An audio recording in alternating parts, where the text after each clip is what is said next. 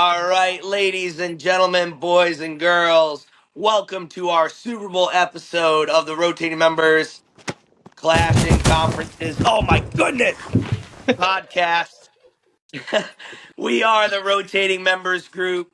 I'm your host, Patty Bailey, here with the rest of the gang. Say hello, gang. What What's up, up? guys? Whoa, man. And for all the Eagles fans wondering, no, we will not be naming this episode The Gang Does a Super Bowl Preview. We have copyright laws that prohibit us from touching Always Sunny in Philadelphia. That's good. So we are here. We are here. We are the Clashing Conferences Network. We're a network of sports fans of the people, by the people, for the people. If you'd like to join, follow us on Instagram, Twitter, TikTok. If you can still download it on your app store, I don't know. But we're there. Shout out to our sponsors, Sparo Hair Studio. If you're in Lancaster, PA, and you need a nice new haircut to look fresh and clean, visit Sparo Hair. Oh my God, I almost said Hand Studios. Hair Studios. A little different.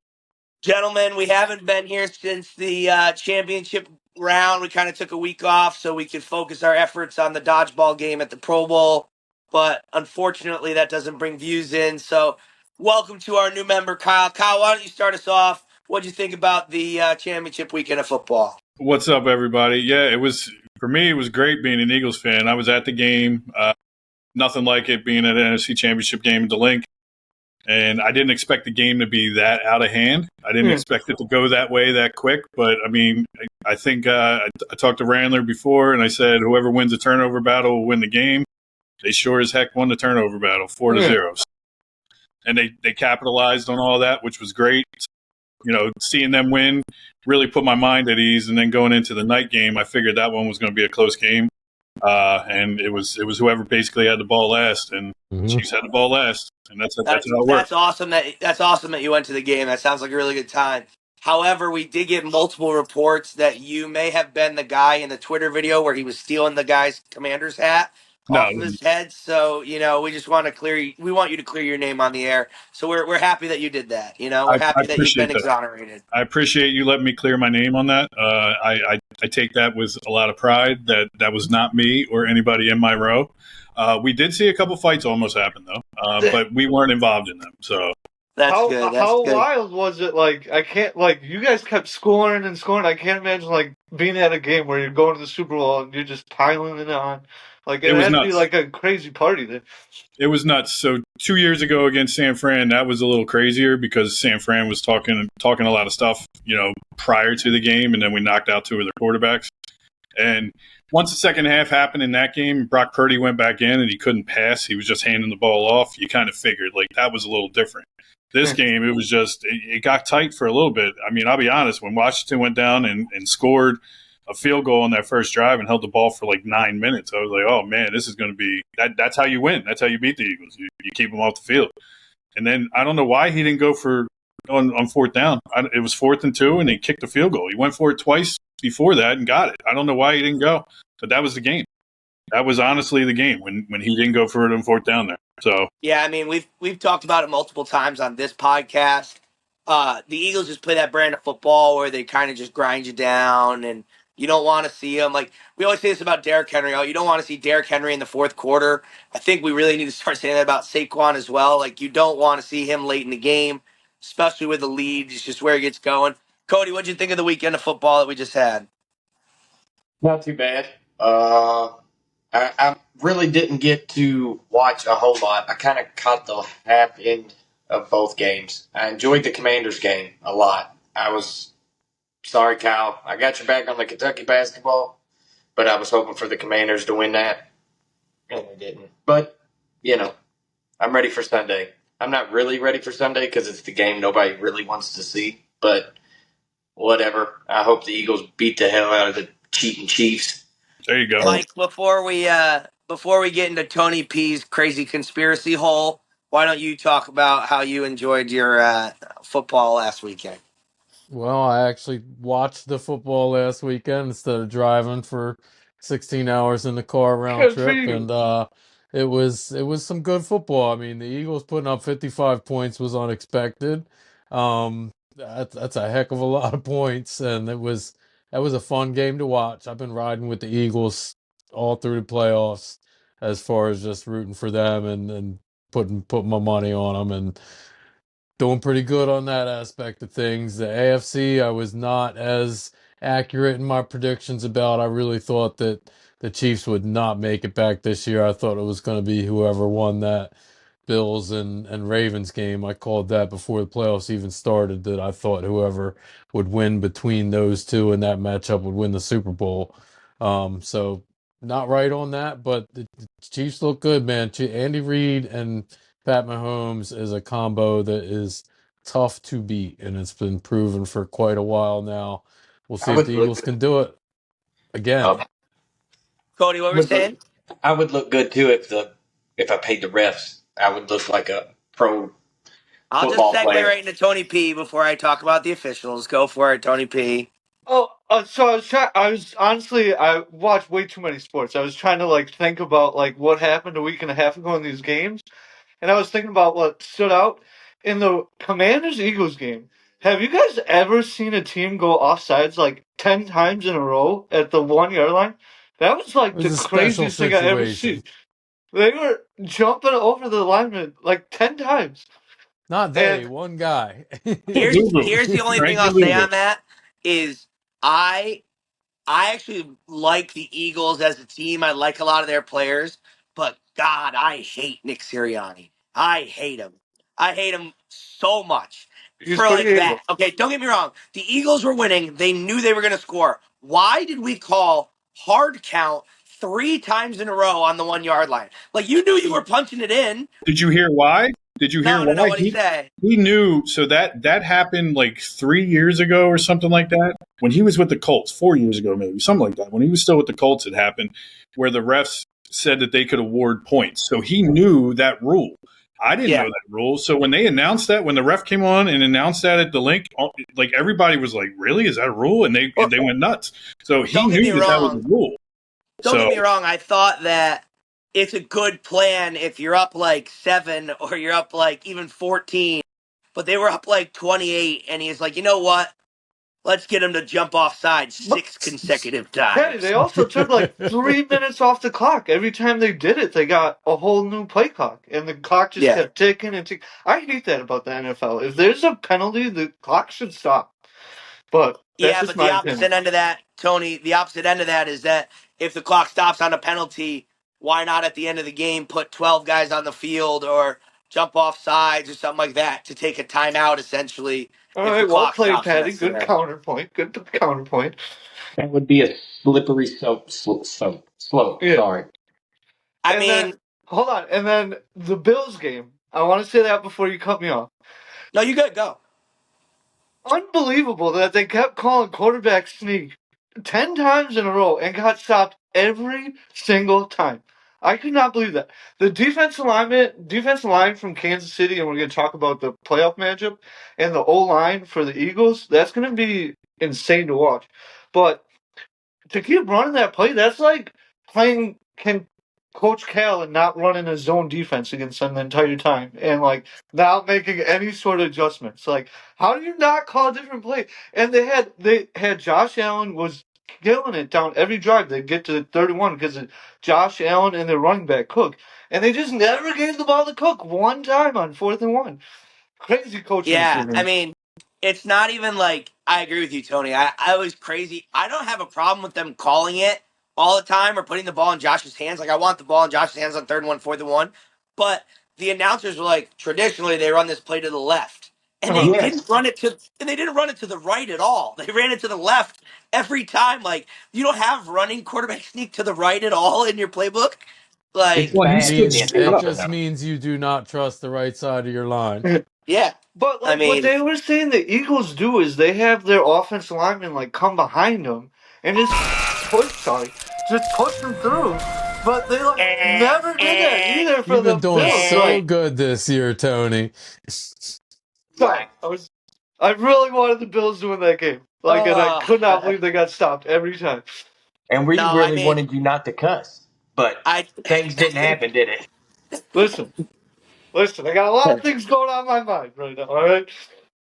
you know, it is what it is. But no, I totally agree. I mean, I think that there's going to be, and we'll talk a little bit about it, coming in with the officiating.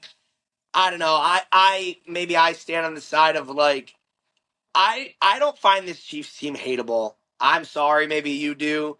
I don't find them hateable. I grew up with the Patriots in my conference. There's nothing that the Chiefs can do that compares to a team that actually cheated multiple times. Like actually like there's people growing up right now that are like, "Oh, the Chiefs, I hate the Chiefs because they're good." Like the Patriots were good and they also cheated multiple times. So, as far as the officiating goes, I mean, there's obviously going to be some glaring calls. The Josh Allen spot where the two officials come in and Oh like my lord, that was insane. That was a first down. That was insane. I think so too, but the solution to that is something they talked about is putting like a chip in the ball, and it basically, there's a chip in the front of the ball, and there's a guy up in the booth, and every time he says, "Okay, we're starting on the 31," so he punches in 31, so the first down's a 41. So then when the ball is spotted, or like when the ball's run, let's say you're running with the ball and you go past that line, like they will have the technology to, like I don't know if any of you watch this. Is gonna sound weird on a football podcast, but if anyone here watches tennis at all, like they have like the line Yeah. Mm-hmm. technology, like similar to that. Like they can track it because they have in the ball, like everything like that. So we'll see. And then obviously the other call, that people are talking about. Again, I don't think it's the right call, but it's one of those things where we talk about human umpires and human officials. They called that Xavier Worthy catch a catch on the field. Yes. And, I think it's one of those things that since it's called a catch on the field, there was really no way to overturn it. If they had called it an interception on the field, there would have been no way to overturn it into, a catch. But I think those are obviously going to be the 2 main points of contention in the offseason from that game, obviously. I don't see how you could call it a catch, though. You know what I'm saying? Like, dude had one arm compared to two arms. Like, at least that's what I saw. I mean, that could No, no, be. no. I definitely don't disagree. I think it is just one of those things like, hey, the official called Called it it. a Yeah. catch. Yeah. And now when you challenge, you don't have the indisputable evidence to overturn that into an interception. Like, not that that's a perfect world, because it's not, but that is kind of the language of, like, same thing on the other side of, like, the Josh Allen thing. Like, I think it was a first down, but the way they spotted it on the field was such a detriment to the challenge that they couldn't really do anything about it, But which why sucks did that? because Why that umpire referee? Why was he the one? The other referee was 3 feet in the other direction. yeah, I mean, for sure. The thing is too though, like I'll just leave it at this. Obviously, officiating hasn't been great, and you can say that it's maybe a little bit preferential towards a team, but let's not act like Buffalo didn't have the ball last down what with a minute 40 and a whole field to just kick a field goal to go to overtime, and they can't get it done. Again, I'm not blaming, but like the opportunities were there to win. And Yeah. regardless of some of these calls that didn't go their way, the opportunity was still there to win. So I find it hard to lean on officiating as like the quote unquote reason that Kansas City keeps winning. Steve Spagnuolo's now, I know we have had this conversation before, but it's pretty crazy. I actually have been talking about this on a radio show that I call into. That I think Steve Spagnuolo has now entered like the top two defensive coordinators of all time, and him and Belichick, you could go either way. And then, oh my God, I'm blanking on his name, Kyle. What's the GM for yeah, and that Howie Roseman should really almost be considered like he's number one in the league right now, and he should start getting his name talked about in like the greatest of his the way he constructs rosters and trades for everything like that. So again, we talked about being spoiled. Like these two teams are in the Super Bowl for a reason. Like, I agree with that. Yeah. but That's fair. Yep. 100%. so we are going to normally we'd move to our bust and trust segment here. We're going to save our picks for last. Our producer Steve is already laughing because he got a little bit of a preview of these questions. I'm going to kind of go around the room, Matlib style. I'm going to ask one person a question, and you can kind of laugh or chime in if you would like to, but it'll be kind of geared towards one person in a segment that we would like to call Is this a big deal, or is it something that Chris would just say that sounds dumb? Do-do-do-do. So we have to decide if it's dumb or real. So I'm going to give you a fact about the Super Bowl. You have to decide if this is a stat that would persuade you in a way or if it's just like not a big deal at all. It's either a big deal or like, wow, Chris just said that Daniel Jones belongs in the Hall of Fame. So, kind of somewhere in between that. Okay, we'll start with Mike. Are you ready, Mike? I'm ready. I can't I have wait. my handy dandy card. Since 2010, teams that wear white in the Super Bowl have won every Super Bowl but two. The Chiefs are wearing white on Sunday. Is this a big deal to you? No, that sounds like some dumb stuff Chris would say. I know that I I know saw this that stat. because I read this. Yeah, I already read this stat this week. It is a significant percentage of teams that wear white. I do not think it was 2 out of the last 15, though. I know it was 2 out of 15 because I looked at it. Okay, So all right, you win. I can tell you that the Chris loses. Falcons, Chris the loses. Falcons in red were leading and lost, and the Seahawks in navy blue were leading and lost to the Patriots in the Malcolm Butler Super Oh, Bowl. I missed the question. They had to be leading and lost? No, no, no, no. Just the teams that won. Like I was just using those Okay. as All right. examples of Okay. like. All right. So since 2010, I'm saying too, Mike. Not all time. They're like Yeah, I 37 know. and 21 all time or something like that. Okay. do they just get to pick, or the better team get? Is that because they're like considered the home team, or The because home team technically wears the dark color, and the away team usually wears the white. okay, So on to you, Mr. Tony P. all right, I'm Okay, ready. Tony P. Question two of: is this a big deal, or is it just some dumb stuff that Chris would say? I mean, I need some good tips. So Chris, hit me up with some Okay. knowledge. Let's go. No team has ever won the Super Bowl after losing to Kirk Cousins in the regular season.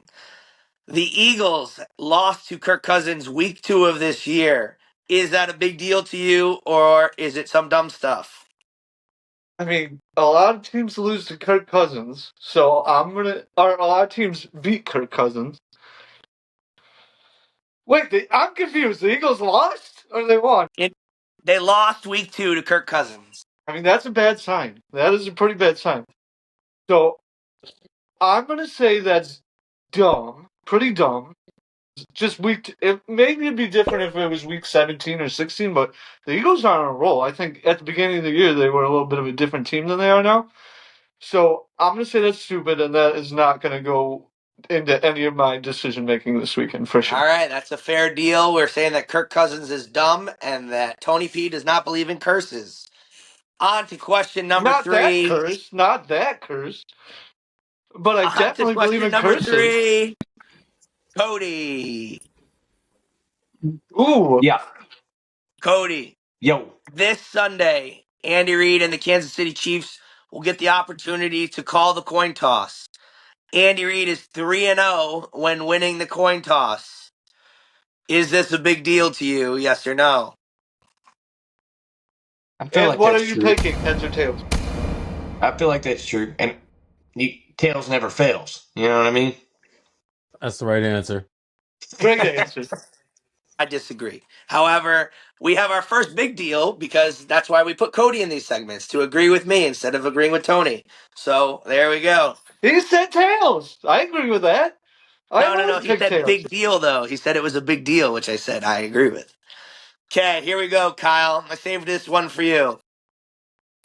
One of the two teams to win since 2010 in non-white jerseys would be the 2018, right? Yep. Philadelphia Eagles in green. Yep. Is this a big deal that they are now wearing green again? I will put a side note.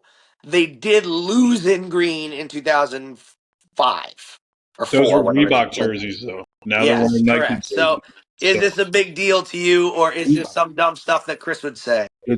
he would say it's dumb stuff. I think it's a huge deal. It's a huge deal. They play much better in the green, and I fully embrace them wearing this green. Now, this is a side question. Are they going to wear the old green helmet, or are they going to wear the Kelly green new helmet, you think? No, they can't wear alternate in the Super Bowl at all. All So right. they have to wear the midnight green. And I love those. That's one of my favorite helmets in the NFL.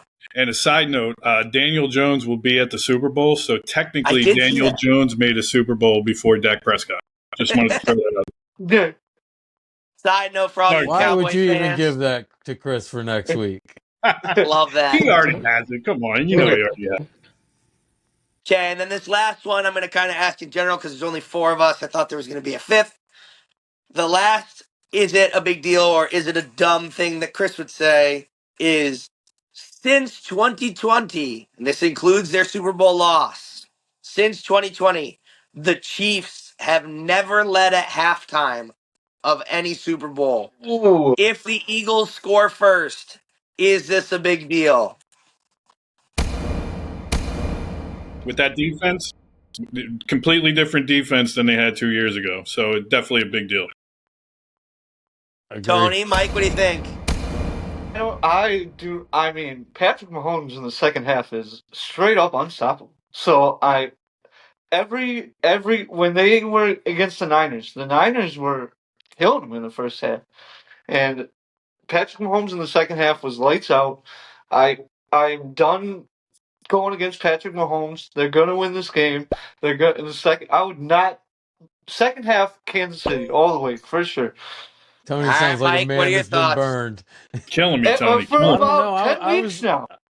I was agreeing with Kyle a little bit at first, but I think Tony might have convinced me it might be more important to score last than first. Yeah, I think it's I mean, it definitely an kind of is. interesting thing. When I was looking at the box scores this morning, and I was like, they surely had to have led in the first half of one of these games. And they were down versus San Fran. I believe they were tied versus Philly, and obviously down No, versus they were down against Philly too. They were down down against Philly, 2. and then they were Yep, tied against San Fran the second time, or yep, one of them, yeah. yep. But yeah, I mean, those are some interesting facts. And if you're listening, you can tweet us at Clashing Conferences Pod if you agree if they're a big deal, or if you think they're just some dumb stuff that Chris would say, and we'll respond to you on Twitter with the insert verbal meme of the backwards hat Chris thing. That's some just blip, blip, blip, blip, blip, again. So Can I ask insert Kyle a that right question there. real quick? Because you brought it up, and I really want to ask like an Eagles Sure. fan this question. So you brought up the 2 years ago, completely different Eagles defense. Does that Super Bowl like factor into any of your thinking about this game? Because I'm thinking about that game and how much of a shootout it was, and it was just back and forth. Do you think this game is going to be like that?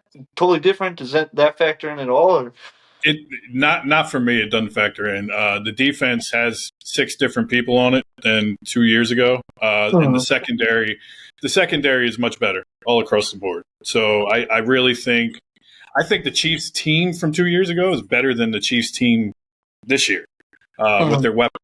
Honestly, so I honestly think the defense has the advantage there. Plus, they're not playing on a sloppy field either team. So I'd like to see what they do on this field together, like both teams. That's definitely a great point. Before we get into our Super Bowl preview, we'd like to load graphic. And our internal competition for our playoff pick'em. Here is our standings. Our proud leader and producer, Steve, in first place with Very 18 proud. Very points. proud. 18 points. He was the only team or the only person in our competition to have both the Chiefs and Eagles bonus points. So he got 5 bonus points for each to make the Super Bowl, and he has the Chiefs as his Super Bowl champion.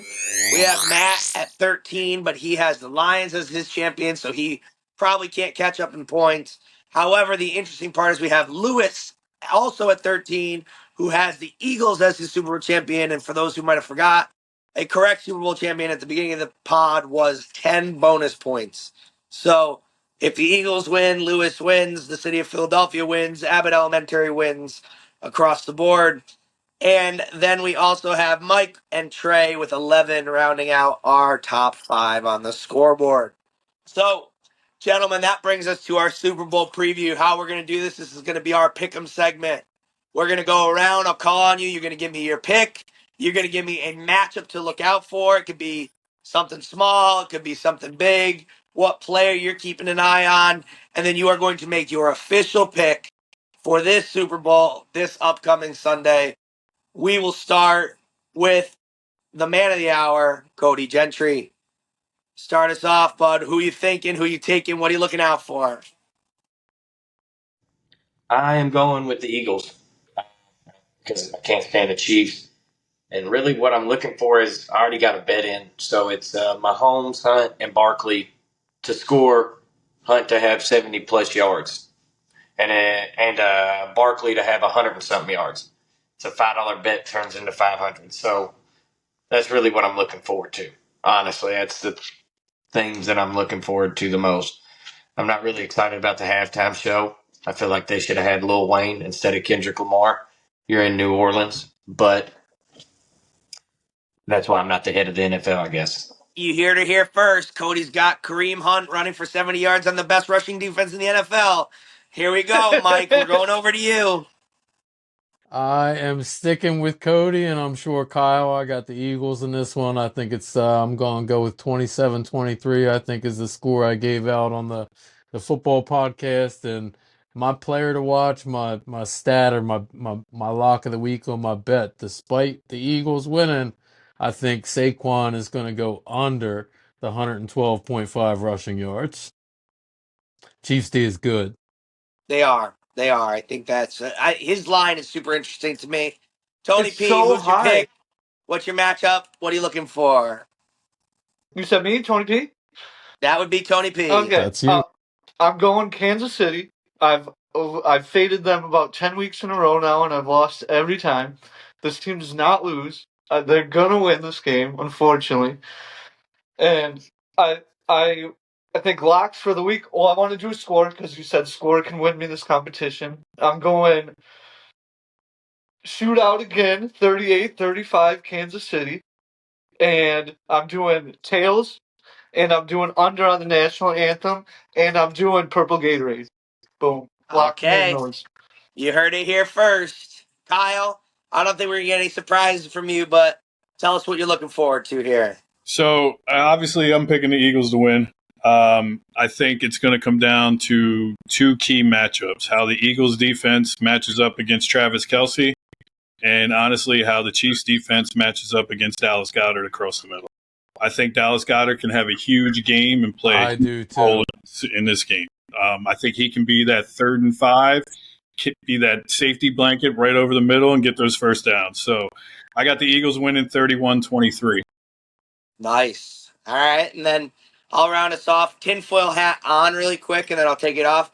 Obviously, the Chiefs are going to win their 3rd in a row because Travis Kelsey's going to get engaged to Taylor Swift on live television because that's what the NFL wants. Okay. Tin hat off. All right. Just kidding for all this. So, Tony's ready to take the bet. Tony's like, yeah, I'll bet on that. I'm Yeah, looking you at will. all you guys' scores, and every one of you guys picked the over on this score. So I'm just saying. Just I will saying. side. I will side slightly with Kansas City. I'm going to pick Kansas City. I could definitely see the Eagles winning the Super Bowl. Here's what it comes down to me. I am just going to rely on the fact that I think that Andy Reid is a better play caller than Kellen Moore, and I think that Steve Spagnuolo is a slightly better play caller, going against Kellen Moore.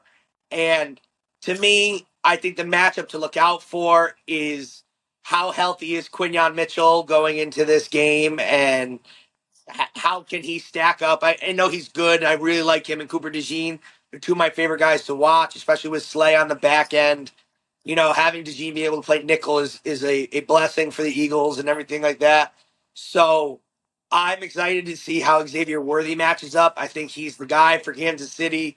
But I feel like with these Super Bowls, especially in the last couple, like last year, the big thing with the Chiefs, like Kyle kind of talked about earlier, their weapons were better 2 years ago against the Eagles than they are now.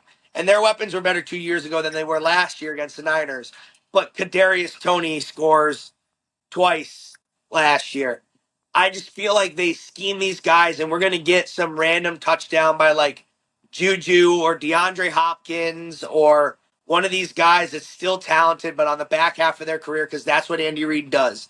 If And there's no one I trust in the big game to scheme up an offensive play late in the game more than Andy Reid. So I'll take the Chiefs slightly 31-28. over. Patty, is Andy Reid, is he the one making the he makes the play calls for Kansas City. Technically, Matt Nagy is their offensive coordinator, Yeah. but everything's going through Reed's headset. It's Andy Reid.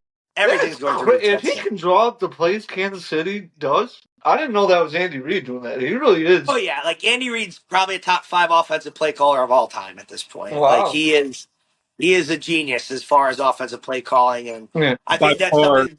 By far, he's the best halftime adjustment guy I've ever seen. Yeah. And I He's think just a what hell Kyle of a talked coach. about. Oh my bad, Mike. Go. Nah, that's all I was because he's just a hell of a coach all Yeah. around. No, and I think what Kyle talked about, I think is interesting is I do think that Kelsey and Goddard are two very like interesting matchups to see what they do. And the thing that Spagnola does best is draw these simulated pressures. Like I don't know if you guys heard the post game presser after Chiefs Bills, and basically they said on that last play where Allen threw it up and Kincaid drops it that all game they showed this pressure and they didn't send it. They showed it, they didn't send it. They multiple third downs they showed it. And then finally, what Spagnola does best is he shows it and he goes it when it's like that crucial crunch time. And that's just something that, like, as a football coach, as a football guy, wow, that's like something so fun to see. But I think we're going to have a great Super Bowl on our hands. You heard all of our picks here first. I'm going to be the guy to say it. It's heads on the coin toss, fellas. It is heads Oh my God. all the way. Don't even bring that into the earth right now. We're bringing it in the universe. Heads karma right now.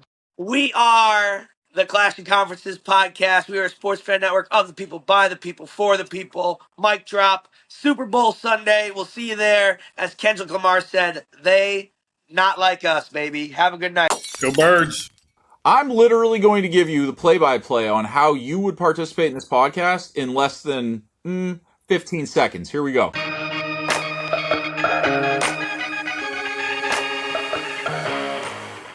You download an app. Our content producer, content manager sends you a link. You hit the link. You record, and usually within 30 seconds, unless you have COVID internet, you're done. That's it. You do nothing else. Steve does all the work. He stays up late at night. He does the editing. App, click it, hang up. The end. So, again, I understand people don't want to take on any more work than they need to. You're not. So just keep that in mind. There is no work. This is fun time. Yes. Sometimes a little bit of extra Fun work, time. maybe if you want to be the host. But if Big you just facts. want to be a team rep, come in here and talk about your team as easily as you talk about it with any one of your friends or rivals.